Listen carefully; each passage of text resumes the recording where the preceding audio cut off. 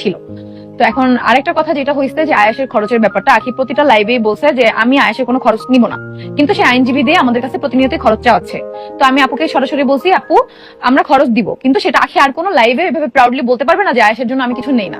যদি ও সেটা করে তাহলে আমরা খরচ দিব, না হলে আমরা দিব না। এখন আপু কথা বলুক, জানাবে আমাদেরকে কিভাবে কি, তারপর করবো। এখন আমার হাজবেন্ড অসুস্থ, আমার পেজ থেকে এখন আমি আর্নিং করতেছি, আমার যতটুকু সামর্থ্য হবে আমি অতটুকু দিব, যদি সেটা হয় হবে। আর ওর মা এখন আর্নিং করতেছে আয়াসের, তো আমি মনে করি সে নিজে এখন স্বাবলম্বী, নিজেই চালিয়ে নিতে পারবে তার সন্তানকে, যেহেতু প্রত্যেকটা লাইভে সে প্রাউডলি বলে যে আমাদের কোনো খরচ সে নিতে চায় না, আবার তার আইনজীবী বলে সে নিতে চায়। তো এটা আমি আপুর সাথে ক্লিয়ার হয়েছে। আর আজকে আমার লাস্ট কথা বলা এইসব বিষয় নিয়ে, কারণ তোমাদের কাছে আমার ক্লিয়ার করার ছিল যে এই বিষয়গুলো মিথ্যা। যা যা ও লাইভে এসে চিল্লাই এভাবে বসে আমার আম্মুকে নিয়ে, আমার পরিবারকে নিয়ে, প্রত্যেককে নিয়ে সবকিছু মিথ্যা না হলে আমরা কখনোই আইনের আশ্রয় নিতাম না।